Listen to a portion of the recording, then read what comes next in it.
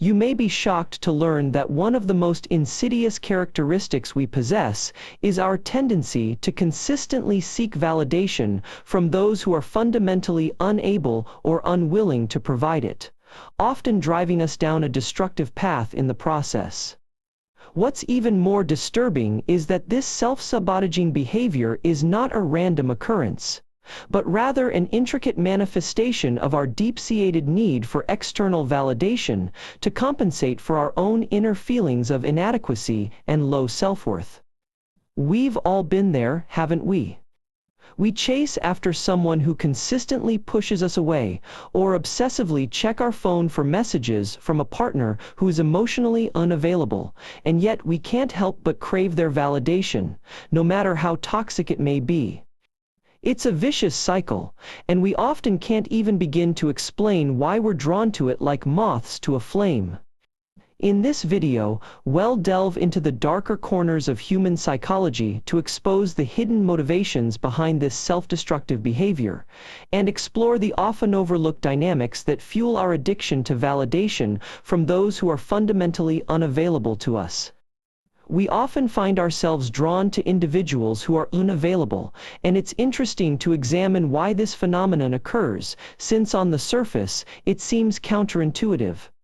By pursuing validation from someone who's emotionally uninvested in us, we're inadvertently validating our own deep-seated insecurities.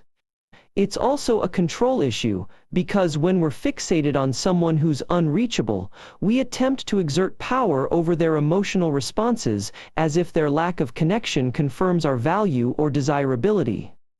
However, beneath this need for validation often lies a more fundamental fear of abandonment or rejection, a primal fear that our worthiness will not be reciprocated by others, and this fear fuels our relentless pursuit. Moreover, the allure of the unavailable fix can be attributed to the ego's insatiable hunger for recognition, as we internalize a distorted narrative that we're worthy of love and acceptance only if we're able to capture someone's fragmented attention. Ultimately, what we're searching for in these unattainable relationships is a fleeting sense of completion, a temporary respite from the void within us. But it's a misguided attempt to fill the chasm of our own self-doubt, and it only perpetuates a cycle of self-deception. We're often drawn to those who are unavailable because it confirms our deepest-seated fears of not being worthy of love and attention. This relentless pursuit of validation is nothing more than a desperate attempt to prove our self-worth to the people who are least invested in us.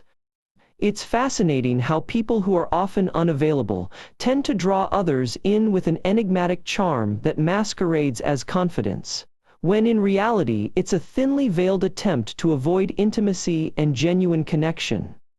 The ego's desire for validation can be a cruel trickster, leading us to crave the very thing that will ultimately erode our self-esteem and self-worth. In our obsessive pursuit of those who are unavailable, we're unwittingly trying to control the unattainable, a futile attempt to impose order on the chaos of uncertainty that lies at the heart of human connection. By investing so heavily in relationships with people who are emotionally inaccessible, we're not so much seeking love and acceptance as we are seeking to alleviate the crushing sense of emptiness that stems from our own deep-seated insecurities. When we become fixated on someone who's unavailable, we often convince ourselves it's because we're smitten, but deep down we're desperate for validation from a source that's systematically withholding it. The pursuit of love and connection from an unattainable source is less about romance and more about a frantic attempt to fill the void left by our own unmet needs, which our unavailable object of desire will only exacerbate. By chasing validation from someone who's emotionally checked out, we're not only denying our own agency, but also unwittingly reinforcing the pattern of self-abandonment that led us to seek validation in the first place. There's a thin line between attraction and the fear of rejection, but when we mistake the latter for the former, we're sacrificing our self-worth on the altar of ego just to keep the illusion of connection alive.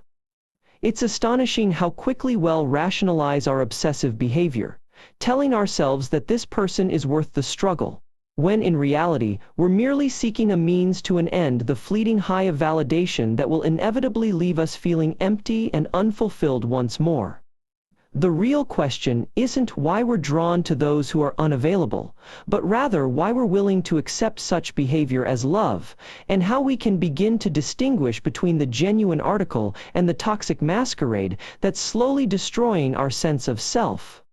When we pursue validation from those who consistently invalidate us, it often stems from a deep-seated insecurity that we're driven to prove our worth to someone who doesn't care about our worth in the first place.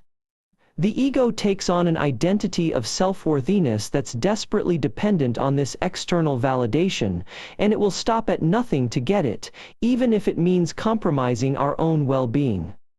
The truth is, we're not seeking validation from these unavailably. We're seeking validation from our own unconscious that we're indeed worthy of love and acceptance. In this unconscious deception, we trick ourselves into thinking that if someone who we've deemed unworthy of us finally accepts us, then we must be worthy. This is a classic case of circular reasoning. Our logic is flawed. What we're actually doing is perpetuating a twisted game of emotional manipulation, where we seek to control the uncontrollable through our need for external validation, instead of finding the inner strength to accept ourselves as we are. You see, deep down, people often crave validation not because they are insecure, but because they are terrified of being ignored, of being invisible, of ceasing to exist in their own mind. When we chase validation from someone who's emotionally unavailable, what we're really seeking is a temporary reprieve from the feeling of emptiness that has taken up residence inside us.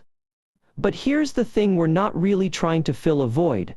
We're trying to fill a fantasy of being loved for who we truly are, or rather, who we think we should be. And at the heart of this destructive cycle lies a desperate need for control. A need to mold ourselves into the perfect, acceptable, and therefore lovable version of ourselves, in the hopes that someone will finally acknowledge and validate us. This all-consuming pursuit of external validation is a classic symptom of an underlying fear: the fear of not being good enough, the fear of being rejected, the fear of being alone. But the most insidious part of this dynamic is that we're never truly seeking validation. We're seeking validation from people who are incapable of giving it, because on a deep level, we already know that we're enough, we're just afraid to admit it. Thank you for joining me on this journey of self-discovery, where we've explored the destructive patterns that emerge when we seek validation from those who are fundamentally unavailable to us. Remember, the only approval you need is your own, and it's time to start believing in yourself. If you found this video thought-provoking, hit that like button. Share your insights in the comments below, and if you're eager to dive deeper into the complexities of the human mind, subscribe for more in-depth content.